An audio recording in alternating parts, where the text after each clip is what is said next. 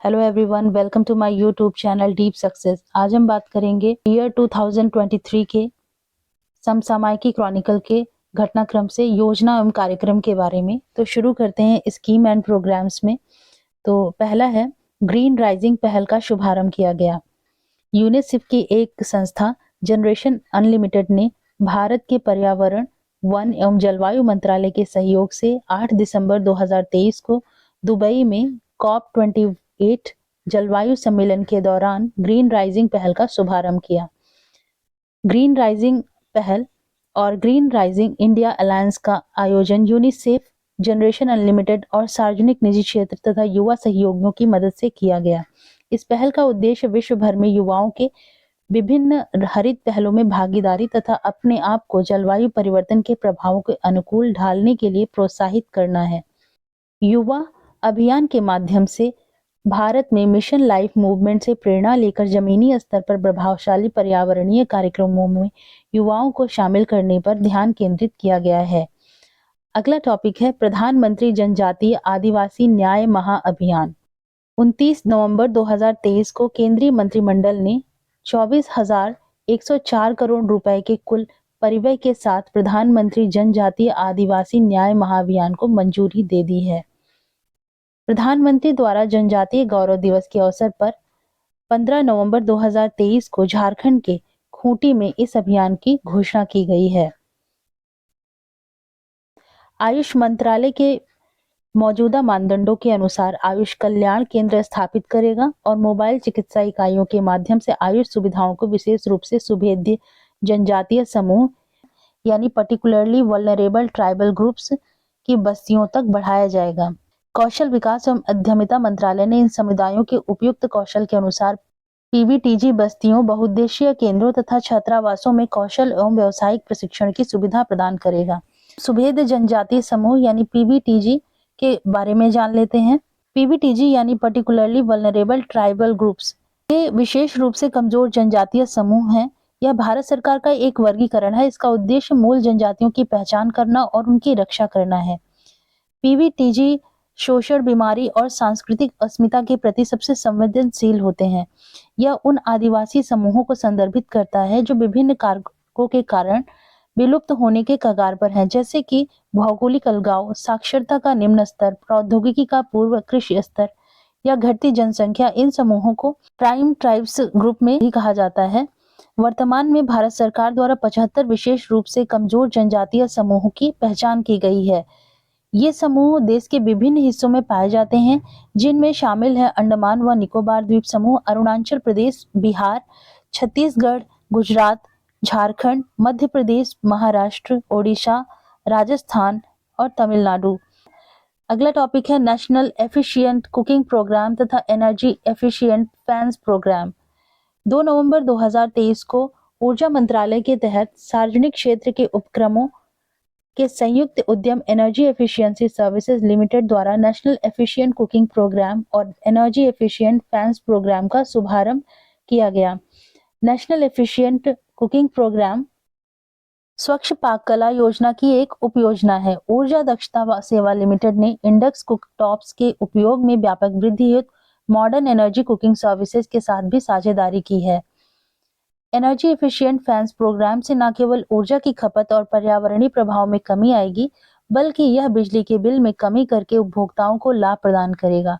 ऊर्जा संरक्षण अधिनियम के तहत ब्यूरो ऑफ एनर्जी एफिशिएंसी, जो कि एक स्टैट्यूटरी बॉडी है या वैधानिक निकाय है, ने 1 जनवरी 2023 से सीलिंग पंखों की स्टार लेबलिंग अनिवार्य कर दी है। अगला टॉपिक देखते हैं। नेक्स्ट टॉपिक है सूचना प्रौद्योगिकी मंत्रालय की लीप अहेड पहल। 6 नवंबर 2023 को इलेक्ट्रॉनिक्स एवं सूचना प्रौद्योगिकी मंत्रालय ने लीप अहेड पहल का आरंभ किया है। यह पहल software technology park of India the entrepreneurs के संयुक्त या सहयोग के रूप में है। इस पहल की सहायता से उत्पादों की विविधीकरण के साथ साथ नए भौगोलिक स्थानों में अपने उद्यम या एंटरप्रेन्योर्स को विस्तार की योजना बनाने में मदद मिलेगी। इस पहल के तहत स्टार्टअप 1 करोड़ रुपए तक की फंडिंग में सहायता और 3 महीने के समग्र संरक्षण कार्यक्रम के माध्यम से लाभान्वित हो सकते हैं। इसके अलावा यह पहल अनुभवी इन्वेस्टर्स और उद्योग विशेषज्ञों के साथ मार्गदर्शन सत्र के माध्यम से स्टार्टअप का एक व्यापक नेटवर्क और व्यक्तिगत मार्गदर्शन तक पहुंच प्रदान करेगी। अगला टॉपिक है rapid innovation and startup expansion programme. 21 नवंबर 2023 को नई दिल्ली में नीति आयोग के तहत अटल इनोवेशन मिशन ने rapid innovation and startup expansion नामक एक नए त्वरक कार्यक्रम का शुभारंभ किया है। यह कार्यक्रम भारत एवं ऑस्ट्रेलिया में कार्य करने वाले स्टार्टअप तथा स्मॉल एंड मीडियम आकार के एंटरप्रेन्योर्स के लिए लाया गया है। कार्यक्रम को ऑस्ट्रेलिया की राष्ट्रीय विज्ञान एजेंसी, भारतीय ऑस्ट्रेलिया राइज एक्सीलरेटर और भारत के अटल इनोवेशन मिशन के बीच साझेदारी में शुरू किया गया है। इस कार्यक्रम को निम्नलिखित क्षेत्रों में काम करने वाले स्टार्टअप में तेजी लाने के लिए तैयार किया जाएगा। जो क्षेत्र हैं वो हैं जलवायु स्मार्ट कृषि, स्वच्छ ऊर्जा, circular economy, waste management, climate smart mobility. इन सभी क्षेत्रों में कार्य करने के लिए ये प्रोग्राम लाया जा रहा है। अगला टॉपिक देखते हैं पशुधन क्षेत्र में क्रेडिट गारंटी स्कीम।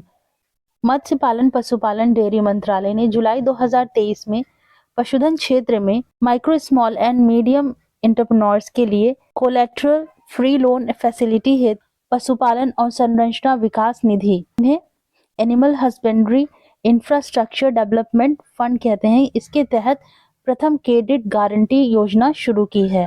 इसका उद्देश्य ऋण वितरण प्रणाली को मजबूत करना तथा पशुधन क्षेत्र के सूक्ष्म, लघु और मध्यम उद्यमों के लिए ऋण सुचारू प्रवाह की सुविधा सुनिश्चित करना है। क्रेडिट गारंटी फंड ट्रस्ट ऋण देने वाले संस्थाओं द्वारा एमएसएमई को दी जाने वाली क्रेडिट सुविधाओं के 25% तक की क्रेडिट गारंटी कवरेज प्रदान करने के लिए 750 करोड़ रुपए का क्रेडिट गारंटी फंड ट्रस्ट स्थापित किया गया है। ब्याज अनुदान यानी इंटरेस्ट सबवेंशन, यह योजना शेड्यूल्ड बैंक्स या नेशनल कोऑपरेटिव डेवलपमेंट कॉरपोरेशन से प्राप्त ऋण पर 3% की ब्याज छूट प्रदान करती है। उधारकर्ता कुल परियोजना लागत का 90% तक का ऋण के रूप में प्राप्त कर सकते हैं। नेक्स्ट टॉपिक है ग्रीन क्रेडिट प्रोग्राम। 13 अक्टूबर 2023 को पर्यावरण, वन एवं जलवायु परिवर्तन मंत्रालय ने एक अभिनव बाजार आधारित व्यवस्था ग्रीन क्रेडिट प्रोग्राम को अधिसूचित किया। इसे नेट जीरो एमिशन प्राप्त करने की दिशा में व्यक्तियों, समुदायों, निजी क्षेत्रों को प्रोत्साहित करने में सहायक माना जा रहा है। ग्रीन क्रेडिट प्रोग्राम का गवर्नेंस फ्रेमवर्क एक इंटरमिनिस्ट्रियल स्टीयरिंग कमेटी द्वारा समर्थित है। नेक्स्ट टॉपिक है उदारीकृत प्रेषण योजना में महत्वपूर्ण बदलाव। उदारीकृत प्रेषण योजना यानी लिबरलाइज्ड रेमिटेंस स्कीम, जिसे वित्त मंत्रालय द्वारा 2004 को लॉन्च किया गया था और इसकी जो इम्प्लीमेंट यूनिट है वो है भारतीय रिजर्व बैंक। इस स्कीम के तहत भारत के निवासियों को विभिन्न प्रकार के लेन देन के लिए विदेशों में धन भेजने की अनुमति मिलती है। 2004 में अपनी इस शुरुआत के बाद से एलआरएस ने भारतीय निवासियों को कई नई वित्तीय स्वतंत्रता के साथ सशक्त बनाया है और विविध ग्लोबल अपॉर्चुनिटीज के लिए दरवाजे खोले हैं। तो अक्टूबर 2023 में वित्त मंत्रालय द्वारा कुछ महत्वपूर्ण बदलाव किए गए हैं। विदेश में रहते हुए अंतरराष्ट्रीय क्रेडिट कार्ड के माध्यम से लेन देन को एलआरएस के तहत अब नहीं गिना जाएगा और ऐसे पेमेंट सोर्स पर टैक्स कलेक्शन नहीं किया जाएगा, और क्योंकि यह अब टैक्स कलेक्शन एट सोर्स के अधीन नहीं रहेगा। एलआरएस के तहत विदेशी यात्रा से संबंधित टूर पैकेज के साथ साथ सभी उद्देश्यों के लिए भुगतान का तरीका चाहे कोई भी हो, 7 लाख रुपए प्रति व्यक्ति प्रति वर्ष तक की राशि के लिए टीसीएस की। अगला टॉपिक है ई अपील योजना। मई 2023 में केंद्रीय प्रत्यक्ष कर बोर्ड ने ई अपील योजना शुरू की है। इसका उद्देश्य सोर्स पर कर कटौती, डिफॉल्ट तथा सोर्स पर कर संग्रह से संबंधित अपीलों के मुद्दों को संबोधित करना है। इनके पास कारण बताओ नोटिस भेजने, आयकर अधिनियम के प्रासंगिक प्रावधान के अनुसार दंड शुरू करने की शक्ति है। इस संदर्भ में वित्त अधिनियम 2023 के द्वारा इनकम टैक्स अधिनियम के अध्याय 20 के में एक नई धारा 246 जोड़ी गई। यह शिक्षार्थियों को प्रासंगिक कौशल हासिल करने, उद्योग के रुझानों के प्रति अपडेट रहने और भारत में कार्यबल विकास में प्रभावी ढंग से योगदान करने में सक्षम बनाएगा। स्किल इंडिया डिजिटल भारत में कौशल विकास के डिजिटल पब्लिक इंफ्रास्ट्रक्चर है। नेक्स्ट टॉपिक है भारत लोकतंत्र की जननी पोर्टल। G20 लीडरशिप समिट से पूर्व 8 सितंबर 2023 को संस्कृति मंत्रालय ने मेगा प्रदर्शनी Bharat the mother of democracy का एक पोर्टल लॉन्च किया। यह पोर्टल भारत में लोकतंत्र के इतिहास पर सामग्री प्रदर्शित करता है, जिससे सिंधु सरस्वती सभ्यता से लेकर 2019 तक 7,000 वर्षों के लोकतांत्रिक लोकाचार को प्रदर्शित किया गया है। यह अंग्रेजी, हिंदी के अलावा जर्मन, फ्रेंच सहित 16 भाषाओं में उपलब्ध है। अगला टॉपिक है आयुष्मान भव अभियान। 13 सितंबर 2023 को भारत की राष्ट्रपति श्रीमती द्रौपदी मुर्मू ने गांधीनगर के राजभवन के आयुष्मान भव अभियान एवं आयुष्मान भव पोर्टल का वर्चुअल माध्यम से शुभारंभ किया है। स्वास्थ्य एवं परिवार कल्याण मंत्रालय द्वारा शुरू किया गया आयुष्मान भव अभियान एक व्यापक राष्ट्रव्यापी स्वास्थ्य सेवा पहल है। इस पहल का उद्देश्य देश के हर गांव और शहर तक पहुंचने वाली स्वास्थ्य सेवाओं की अधिकतम कवरेज प्रदान करना है। यह अभूतपूर्व पहल आयुष्मान भारत कार्यक्रम की सफलता पर आधारित है तथा स्वास्थ्य सेवाओं में एक आदर्श बदलाव का प्रतीक है। यह अभियान 17 सितंबर से 2 अक्टूबर 2023 तक सेवा पखवाड़ा के दौरान संपूर्ण देश में संचालित किया गया। अगला टॉपिक है CRIIO4 गुड मॉड्यूल का शुभारंभ किया गया। सितंबर 2023 में केंद्रीय मंत्री धर्मेंद्र प्रधान ने ऑनलाइन जीवन कौशल सीखने के मॉड्यूल का एक सेट CRIIO4 गुड लॉन्च किया, जिसका उद्देश्य लड़के और लड़कियों के बीच लैंगिक समानता को बढ़ावा देना है। यह 8 क्रिकेट आधारित एनिमेशन फिल्मों की एक श्रृंखला है, जिसके माध्यम से लड़के और लड़कियों के बीच जेंडर इक्वालिटी को बढ़ावा देने के लिए शुरू किया गया एक ऑनलाइन पहल है। यह फिल्में युवा लड़कों और लड़कियों को खेलों में उनकी भागीदारी को प्रोत्साहित करते हुए आवश्यक जीवन शैली या जीवन कौशल सिखाती है। यह पहल इंटरनेशनल क्रिकेट काउंसिल, यूनिसेफ और भारतीय क्रिकेट कंट्रोल बोर्ड के सहयोग से अहमदाबाद के नरेंद्र मोदी स्टेडियम में शुरू किया गया। अगला टॉपिक है फार्मा मेडटेक क्षेत्र हेतु राष्ट्रीय नीति एवं योजना। 26 सितंबर 2023 को केमिकल एंड फर्टिलाइजर मिनिस्ट्री द्वारा भारत में फार्मा मेडटेक क्षेत्र में research and development and innovation पर राष्ट्रीय नीति तथा फार्मा मेडटेक क्षेत्र में रिसर्च एंड डेवलपमेंट को प्रमोट करने वाली स्कीम PRIP का शुभारंभ किया गया। भारत में फार्मा मेडटेक क्षेत्र में अनुसंधान एवं विकास तथा नवाचार पर राष्ट्रीय नीति यानी national policy on research and development and innovation on pharma medtech sector, इसमें कहा गया है कि भारतीय फार्मास्यूटिकल और medtech research and development council की स्थापना की जानी चाहिए। NPRDIP के उद्देश्यों में नवीन दवाओं की त्वरित खोज को प्रोत्साहित करना, अनुसंधान सेगमेंट में निजी क्षेत्र के निवेश को प्रोत्साहित करना, अनुसंधान एवं विकास परिवेश को मजबूत करना तथा वर्तमान पॉलिसीज और प्रोग्राम के मध्य कोऑर्डिनेशन को बढ़ावा देना शामिल है। फार्मा मेडटेक सेक्टर में research and innovation promotion scheme का उद्देश्य भारतीय फार्मा और मेडटेक क्षेत्र को। अगला टॉपिक देखते हैं ग्राफीन ऑरोरा प्रोग्राम। अगस्त 2023 में इलेक्ट्रॉनिक्स एवं सूचना प्रौद्योगिकी मंत्रालय ने केरल के कोच्चि में स्थित भारत के सबसे बड़े electronic hardware incubator maker village में ग्राफीन ऑरोरा प्रोग्राम का शुभारंभ किया। प्रस्तावित परियोजना का उद्देश्य है कार्बन के मूल्यवान एलोट्रॉफ ग्राफीन के उत्पादन को बढ़ावा देना, जो देश के तकनीकी क्षेत्र में इनोवेशन को बढ़ाएगा। अगला टॉपिक देखते हैं, यह है डिजिटल इंडिया RISC-V यानी RISC V programme. Digital India RISC V programme जो 6 अगस्त 2023 को प्रतिष्ठित IIT मद्रास रिसर्च पार्क में इलेक्ट्रॉनिक और सूचना प्रौद्योगिकी राज्य मंत्री द्वारा digital India RISC V microprocessor कार्यक्रम लॉन्च किया गया। डिजिटल इंडिया मिशन 2015 में लॉन्च किया गया था, जिसका उद्देश्य भारत को डिजिटल रूप से सशक्त समाज और ज्ञान वाली अर्थव्यवस्था में बदलना। रिस्क का अर्थ है रिड्यूस्ड इंस्ट्रक्शन सेट कंप्यूटर, जो कंप्यूटर निर्देशों को निष्पादित करता है, जबकि वी का अर्थ होता है 5th जनरेशन के लिए इसे यूज किया गया है।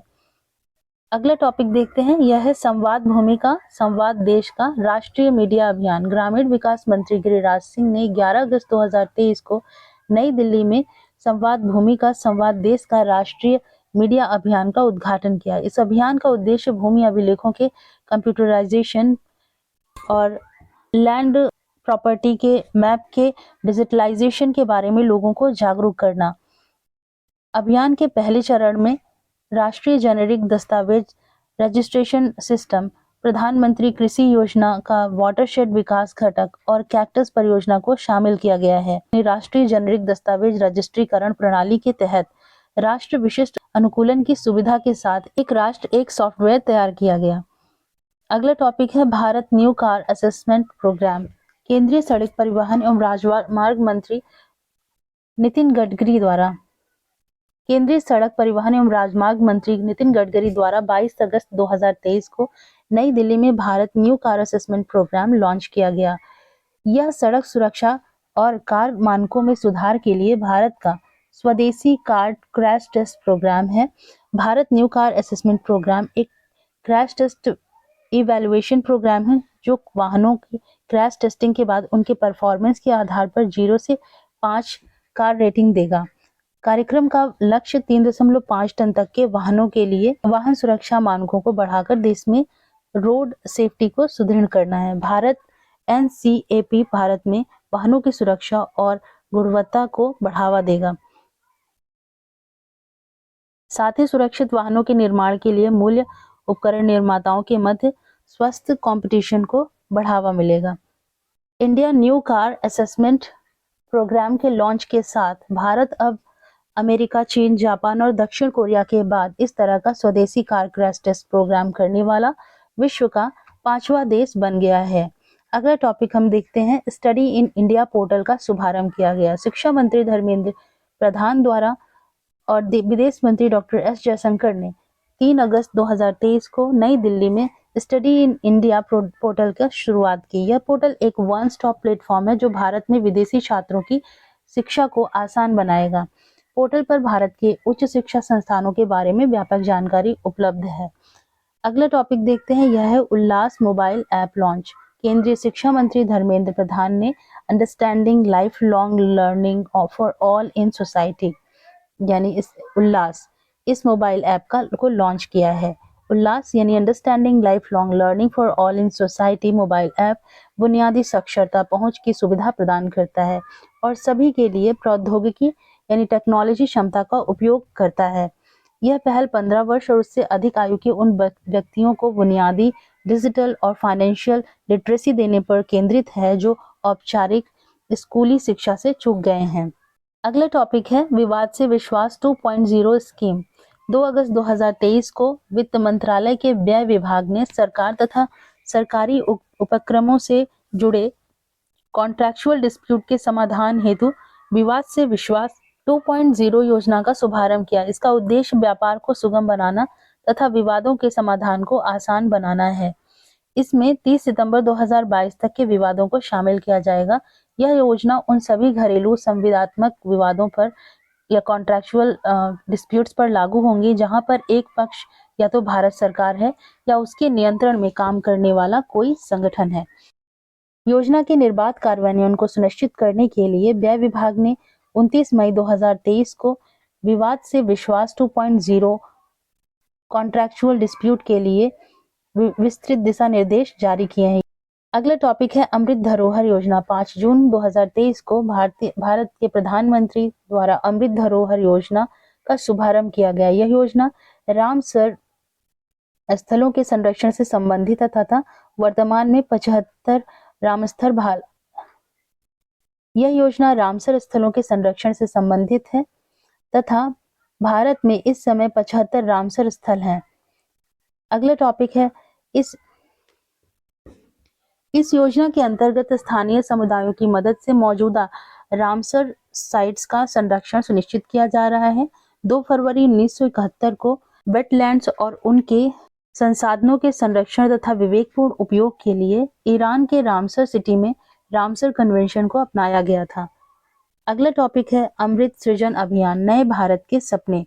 8 जून 2023 को मेटा तथा महिला एवं बाल विकास मंत्रालय ने अमृत सृजन अभियान नए भारत के सपने पहल को आरंभ किया। इस पहल का उद्देश्य भारत के युवाओं को भविष्य के लिए उनकी आकांक्षाओं और उनके सपनों को व्यक्त करने के लिए प्रोत्साहित करके सशक्त बनाना है। अमृत जनरेशन अभियान के तहत देश भर के युवाओं को अपनी क्रिएटिविटी दिखाने तथा इंस्टाग्राम एवं फेसबुक पर रील्स बनाकर अपनी आकांक्षाओं को साझा करने के लिए इनवाइट किया गया। अगला टॉपिक है नागरिक उड्डयन मंत्रालय ने उड़ान 5.1 लॉन्च किया। कनेक्टिविटी को बढ़ावा देने के लिए उड़ान 5.1 स्कीम को लॉन्च किया गया। यह क्षेत्रीय संपर्क योजना उड़ान का 5वां संस्करण है। इसे हेलीकॉप्टर रूट के लिए डिजाइन किया गया है। यात्रियों के लिए हेलीकॉप्टरों में उड़ान को अधिक किफायती बनाने के लिए विमान किराया सीमा को 25% तक कम कर दिया गया है। उड़ान स्कीम क्या है? पूरे देश का आम नागरिक को 2016 में नागरिक उड्डयन मंत्रालय के तहत एक सिविल एविएशन मिनिस्ट्री के तहत एक क्षेत्रीय कनेक्टिविटी योजना के रूप में रीजनल कनेक्टिविटी स्कीम के रूप में लॉन्च किया गया। इसका उद्देश्य छोटे शहरों में भी आम आदमी को क्षेत्रीय मांग पर सस्ती, आर्थिक रूप से व्यवहारिक, लाभदायक हवाई यात्रा उपलब्ध कराना है। अगला टॉपिक है पोषण भी पढ़ाई भी प्रोग्राम। मई 2023 में केंद्रीय महिला एवं बाल विकास मंत्री स्मृति ईरानी ने मिशन सक्षम आंगनवाड़ी एवं पोषण 2.0 के तहत पोषण भी पढ़ाई भी नामक प्रोग्राम शुरू किया गया। यह किसके तहत शुरू किया गया? यह शुरू किया गया है मिशन सक्षम आंगनवाड़ी एवं पोषण 2.0 के तहत। यह प्रोग्राम देश भर के आंगनवाड़ियों में प्रारंभिक बाल्यावस्था देखभाल एवं शिक्षा यानी early childhood care and education पर केंद्रित होगा। इसका उद्देश्य आंगनवाड़ी केंद्रों को पोषण केंद्रों के साथ साथ शिक्षा प्रदान करने वाले केंद्रों के रूप में विकसित करना। अगला टॉपिक है राष्ट्रीय चिकित्सा उपकरण नीति 2023।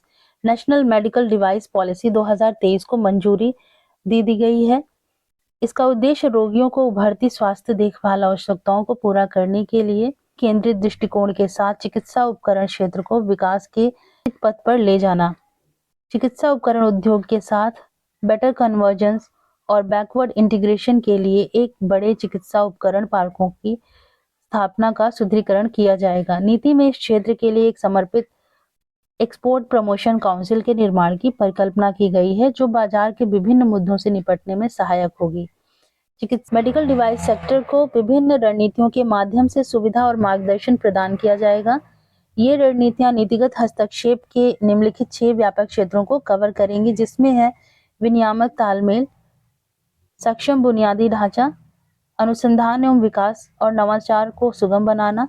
चौथा है क्षेत्र में निवेश को आकर्षित करना। पांचवा है ह्यूमन रिसोर्सेज डेवलपमेंट और छठा है ब्रांड पोजिशनिंग और जागरूकता निर्माण। अगला टॉपिक है एकीकृत ई ग्राम स्वराज एवं GEM पोर्टल। 24 अप्रैल 2023 को नेशनल पंचायती राज के अवसर पर प्रधानमंत्री नरेंद्र मोदी ने पंचायत स्तर पर वस्तुओं और सेवाओं को खरीद के लिए इंटीग्रेटेड ई ग्राम स्वराज एवं GEM पोर्टल का शुभारंभ किया।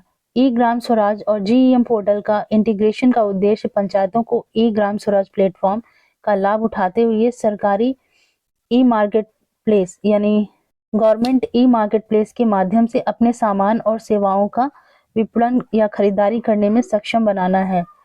इस पहल के माध्यम से पंचायतों द्वारा खरीद की प्रक्रिया को डिजिटलाइज करना, पंचायतों द्वारा की जाने वाली खरीद पर पारदर्शिता लाई जा सके। GEM पोर्टल पर पंजीकरण से स्वयं सहायता समूहों तथा सहकारी समितियों सहित स्थानीय विक्रेताओं को प्रोत्साहन मिलेगा, क्योंकि पंचायतों द्वारा बड़े पैमाने पर ऐसे विक्रेताओं से ही खरीद की जाती है। अगला टॉपिक है महिला सम्मान बचत प्रमाण पत्र योजना। महिलाओं की वित्तीय समृद्धि सुनिश्चित करने के लिए केंद्र सरकार ने 1 अप्रैल 2023 को महिला सम्मान बचत प्रमाण पत्र योजना का शुभारंभ किया। इस लघु बचत यानी स्मॉल सेविंग स्कीम की घोषणा बजट 2023-24 में की गई थी। यह योजना 31 मार्च 2025 तक 2 साल की अवधि के लिए वैध होगा। इस स्कीम के तहत 2 लाख रुपए की अधिकतम सीमा तक आंशिक निकासी विकल्पों के साथ त्रैमासिक रूप से चक्रवृद्धि 7.5% का आकर्षक और निश्चित ब्याज प्रदान करती है।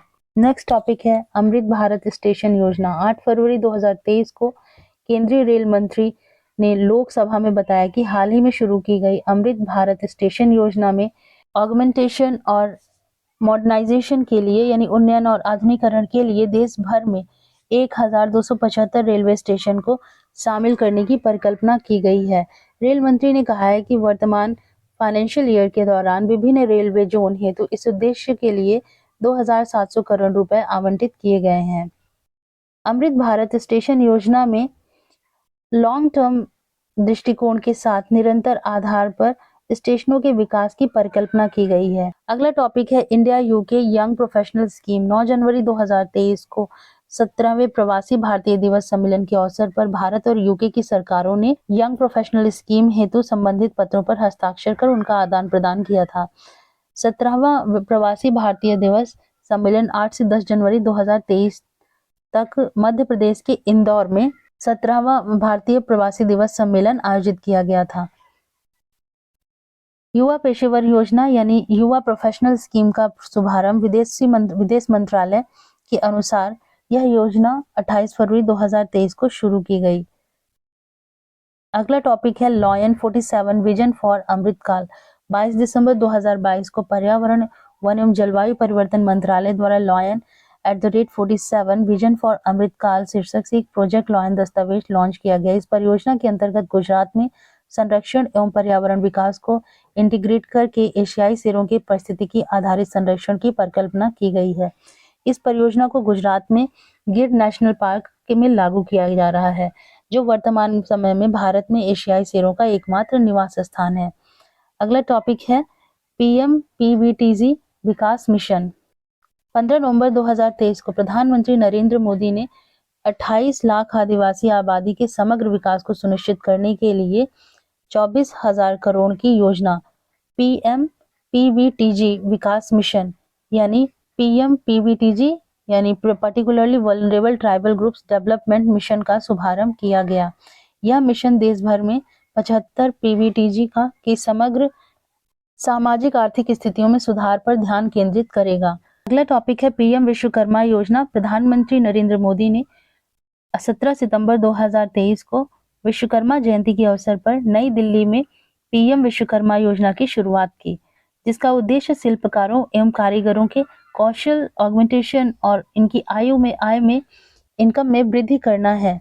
अगला टॉपिक है मेरी माटी मेरा देश अभियान। 9 अगस्त 2023 को राष्ट्र के लिए अपने जीवन का बलिदान देने वाले बहादुर व्यक्तियों को श्रद्धांजलि के रूप में राष्ट्रव्यापी मेरी माटी मेरा देश अभियान शुरू किया गया, जिसे 9 से 30 अगस्त 2023 तक इस अभियान में स्थानीय शहरों, निकायों, राज्यों और राष्ट्रीय संस्थाओं द्वारा गांव और ब्लॉक स्तर पर विभिन्न कार्यक्रम आयोजित किए गए थे। अगला टॉपिक है भारतीय वेब ब्राउजर डेवलपमेंट चैलेंज। 9 अगस्त 2023 को इलेक्ट्रॉनिक्स एवं सूचना प्रौद्योगिकी मंत्रालय ने नई दिल्ली में स्थित इंडिया हैबिटेट सेंटर में आयोजित एक प्रोग्राम में भारतीय वेब ब्राउजर डेवलपमेंट चैलेंज का शुभारंभ किया। Indian web browser development challenge एक खुली प्रतियोगिता है जिसमें देश के टेक्नोलॉजी के प्रति जिनके अंदर भी इंथुजियाज्म है, ऐसे नए डेवलपर्स को प्रेरित एवं सशक्त बनाने का प्रयास किया जाएगा। नेक्स्ट टॉपिक है लखपति दीदी योजना। 15 अगस्त 2023 को भारत के 77वें स्वतंत्रता दिवस पर राष्ट्र को संबोधित करते हुए प्रधानमंत्री नरेंद्र मोदी ने कहा है कि सरकार गांवों में लखपति दीदी योजना के कार्यक्रम के लिए महिला स्वयं सहायता समूह के साथ काम कर रही है। इस योजना के तहत महिलाओं को कौशल प्रशिक्षण प्रदान किया जाएगा, जिससे वे प्रतिवर्ष 1 लाख रुपए से अधिक कमा सकें। इस योजना के अंतर्गत कृषि गतिविधियों के लिए महिला स्वयं सहायता समूह को एक ड्रोन उपलब्ध कराए जाएंगे। नेक्स्ट टॉपिक है इंडिजिनस नेविगेशन सैटेलाइट प्रणाली सागर संपर्क। 12 जुलाई 2023 को पत्तन पोत परिवहन एवं जलमार्ग मंत्रालय यानी शिप, पोर्ट वेसल्स एवं वाटरवेज मिनिस्ट्री द्वारा स्वदेशी differential global navigation satellite system Sagar Sampark का उद्घाटन किया गया। Indigenous differential global navigation satellite system एक स्थल आधारित संवर्धन प्रणाली है जो ग्लोबल नेविगेशन सैटेलाइट सिस्टम में एरर्स को ठीक करती है, जिससे अधिक सटीक स्थिति की जानकारी प्राप्त हो। अगले टॉपिक है वैभव फेलोशिप प्रोग्राम। जून 2023 में भारत सरकार ने science, technology, engineering, mathematics and medical field में तथा भारतीय शैक्षणिक एवं अनुसंधान रिसर्च सेंटर्स में भारतीय डायस्पोरा के मध्य सहयोग की सुविधा हेतु वैश्विक भारतीय वैज्ञानिक नामक नया फेलोशिप प्रोग्राम शुरू किया है। इसका उद्देश्य विदेशी संस्थानों से भारत में रिसर्चर्स की गतिशीलता के माध्यम से भारतीय संस्थानों एवं विश्व के सर्वश्रेष्ठ संस्थानों के मध्य शैक्षणिक एवं अनुसंधान सहयोग की सुविधा प्रदान करना तथा भारत के उच्च शिक्षा एवं वैज्ञानिक संस्थानों के अनुसंधान पारिस्थितिकी तंत्र में सुधार करना है। नेक्स्ट टॉपिक है जन जैव विविधता रजिस्टर के लिए राष्ट्रीय अभियान। 23 मई 2023 को गोवा में सरकार द्वारा जन जैव विविधता रजिस्टर यानी पीपल्स बायोडायवर्सिटी रजिस्टर पीबीआर को अद्यतन और सत्यापन करने के लिए राष्ट्रीय अभियान शुरू किया गया। विशेषज्ञों द्वारा इसे भारत की समृद्ध बायोडायवर्सिटी के प्रलेखन और संरक्षण की दिशा में एक महत्वपूर्ण कदम माना जा रहा है। अगला टॉपिक है राष्ट्रीय विद्युत योजना 2022-23। इसके तहत पिछले 5 वर्षों की समीक्षा, अगले 5 वर्षों के लिए एक विस्तृत योजना और 2027 से 32 के लिए एक संभावित योजना शामिल है। नेक्स्ट टॉपिक है दीनदयाल अंत्योदय योजना राष्ट्रीय ग्रामीण आजीविका मिशन। अप्रैल 2023 में ग्रामीण विकास मंत्रालय के तहत दीनदयाल अंत्योदय योजना राष्ट्रीय ग्रामीण आजीविका mission national rural livelihood mission द्वारा संगठन से समृद्धि किसी ग्रामीण महिला को पीछे नहीं छोड़ना नामक अभियान लॉन्च किया गया। इसका उद्देश्य सभी कमजोर और मार्जिनल रूरल फैमिलीज को स्वयं सहायता समूहों के अंतर्गत लाना। अगला टॉपिक है जल जन अभियान। प्रधानमंत्री नरेंद्र मोदी ने 2023 को वर्चुअल माध्यम से जल जन अभियान का शुभारंभ किया। यह ब्रह्म कुमारीज और केंद्रीय जल शक्ति मंत्रालय का संयुक्त राष्ट्रव्यापी अभियान है। अगला टॉपिक है अनुभूति समावेशी पार्क, जिसे रोड एंड हाईवे मिनिस्ट्री द्वारा महाराष्ट्र के नागपुर के पारदी परिसर में विश्व के सबसे बड़े और अनोखे दिव्यांग पार्क अनुभूति समावेशी पार्क की आधारशिला रखी गई। अगला टॉपिक है युवा संगम पोर्टल। युवा संगम पोर्टल का शुभारंभ नई दिल्ली में किया गया और यह एक भारत श्रेष्ठ भारत की भावना के अनुरूप पूर्वोत्तर क्षेत्र और शेष भारत के युवाओं के बीच घनिष्ठ संबंध को स्थापित करने के लिए सरकार की एक विशेष पहल है। अगला टॉपिक है कवच 2023 हैकाथॉन। इसका शुभारंभ 16 फरवरी 2023 को राष्ट्रीय स्तर पर किया गया। इसका उद्देश्य 21वीं सदी में साइबर सुरक्षा और साइबर अपराध की चुनौतियों से निपटने के लिए नवीन विचारों और तकनीकी समाधानों की पहचान करना। तो इस वीडियो में हमने 2023 के कुछ इंपॉर्टेंट स्कीम्स और प्रोग्राम्स के बारे में बात किया। इसी तरह के अन्य टॉपिक के साथ हम अगले वीडियो में मिलते हैं।